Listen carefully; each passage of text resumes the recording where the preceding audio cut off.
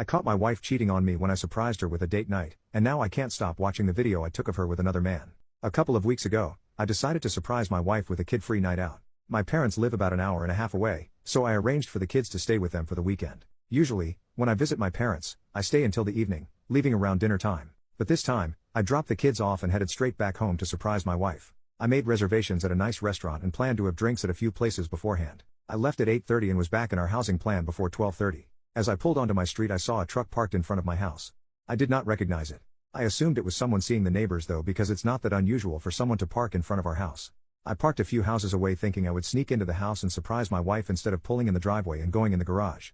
I went in through a basement door. I was as quiet as possible, but as soon as I walked in I heard her making sounds from the floor above. When I first heard it I thought she was just by herself, maybe having some personal time. I didn't want to interrupt her privacy and embarrass her, so I was going to go back to my car and just go in the garage so she would know I was home. Then I heard a man's voice.